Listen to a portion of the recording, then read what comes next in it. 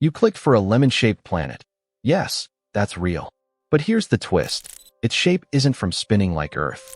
An external gravitational force is tugging it into a cosmic rugby ball, and we can watch the surface shift in real time. Mike, what always throws me off, when you hear something that's 2,000 light years away, that means you have to travel at the speed of light for 2,000 years to reach it. That breaks the rules you learned about how planets settle into spheres. Stay with me. In the next minutes, we'll pinpoint what's pulling on it, why it hasn't torn apart, and what this living experiment reveals about planetary crusts, tides, and internal strength. Answers you won't get from textbook perfect spheres. Lemon-shaped planet? Well, you admire it. Scientists have discovered an odd-shaped planet. You are seeing an artist's rendering followed by animation of its orbiting star, the Jupiter-sized gas giant more than 2,000 light years from Earth. So if planets tend to be round, why did this one dim its star like a stretched rugby ball passing by a lamp? When it crossed the star, the dip in light didn't fall into that clean, symmetric U-shape you've seen in textbook plots. The start of the transit and the end didn't mirror each other. One side eased in slower, the other side cut out faster, as if the silhouette had a longer nose in one direction. That odd slope wasn't a glitch someone could wave away. It signaled shape. A normal transit behaves like sliding a coin across a flashlight beam. The light drops at a steady pace, reaches a flat bottom, then climbs back up the same way. Here, it looked more like a lemon sliding through the beam at an angle. One ridge steals light early, the thicker middle follows, then a tapering tail lets the light recover in a different rhythm. The curve had tiny kinks that lined up with that elongated profile, and those kinks repeated over multiple orbits, which is key. Random noise doesn't repeat with such stubborn consistency. You'd first point to rotation. Fast spin can squash a planet at the poles, turning a sphere into an oblate form. But an oblate body still presents a largely symmetric transit unless it's wildly tilted or rotating at breakneck speed that would be hard to reconcile with the orbit we measured. Star spots? They can fake a lopsided dip if the planet crosses a dark patch. Except spot patterns drift and evolve, and spot crossing signals come and go. This asymmetry stayed put while the star's surface map changed, which weakens the star spot argument. Instrument noise?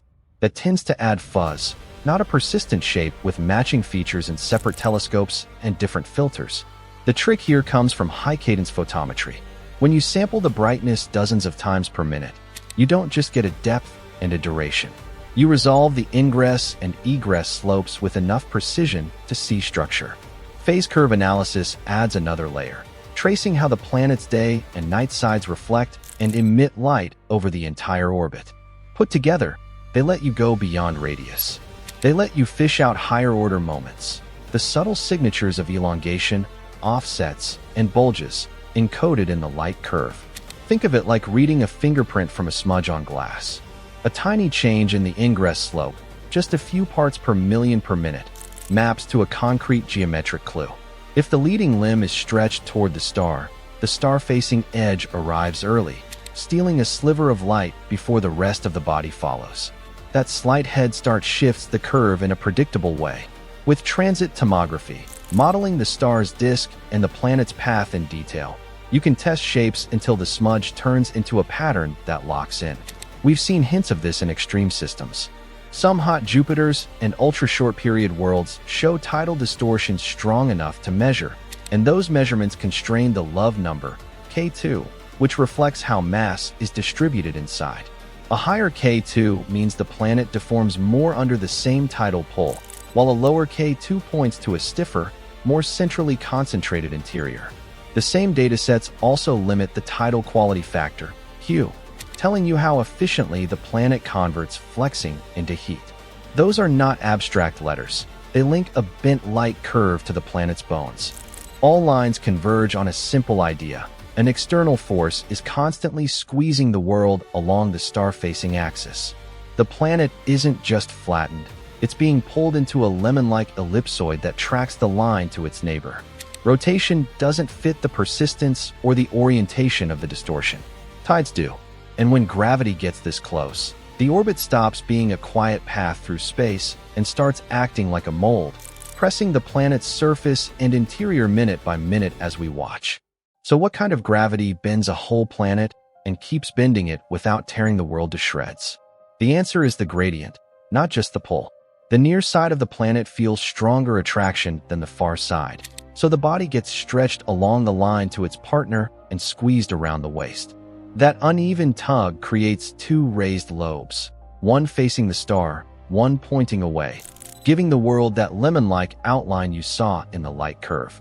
This isn't a one-time squeeze. In a tight orbit, the stress cycles every few hours or days, over and over, like kneading dough with a regular beat. Self-gravity still wants a sphere.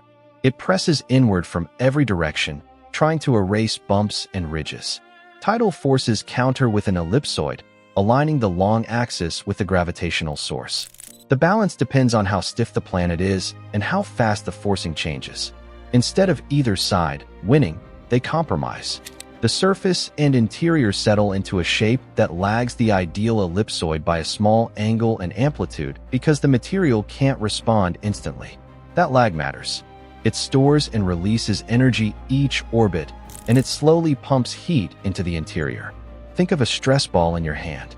Squeeze from two opposite sides, and it lengthens between your palms. Release, squeeze again, repeat. If the ball is rubbery, it returns almost to its original shape every cycle, but it warms a bit because it's not perfectly elastic. A planet under strong tides does the same thing at a colossal scale. Rock and ice behave as viscoelastic materials when the stress repeats, part spring, part putty. The crust flexes, the mantle shears, and the response depends on temperature, grain size, and melt pockets. Warmer regions soften and flex more. Colder regions resist and store strain. Two numbers let you quantify this. The love number, K2, measures how much the planet's mass distribution shifts under a tide. Higher K2 means a deeper, softer response and a taller bulge. Lower K2 points to a concentrated core and a stiffer shell. The tidal quality factor, Q, tells you how much energy the flexing loses per cycle. Low Q means strong damping and lots of heat. High Q means the body springs back with little loss.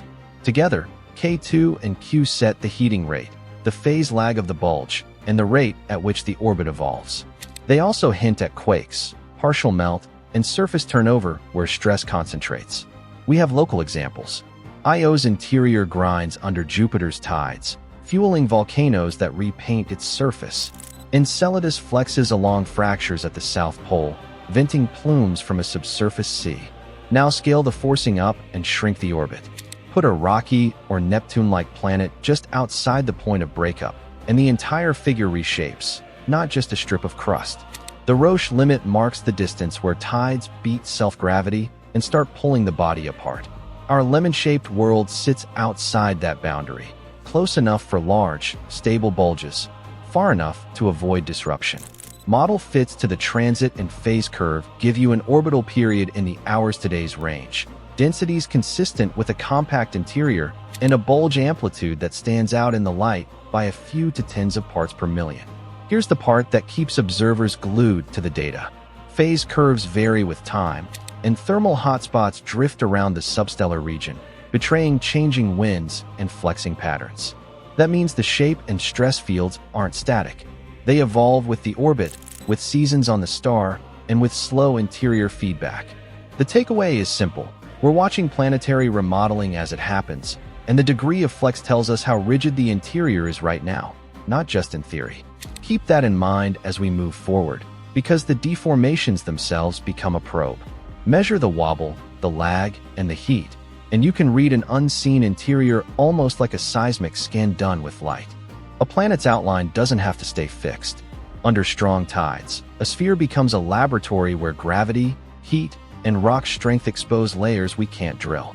When the bulge shifts, we read stiffness, melt, and even circulation from light alone. Which target should we tackle next? Another world under heavy tides? Or a quieter candidate where a tiny shape wobble might reveal a hidden ocean under ice? Tell me your pick. Keep an eye on new transit and phase curve campaigns. With tighter cadence and longer baselines, we could watch a planetary bulge drift between seasons, catching the crust flexing as orbits, winds, and heat flows realign. Thanks for watching. If you enjoyed this journey through the cosmos, hit like, subscribe, and and tap the bell. And when you're ready for your next space mystery, click the video right here.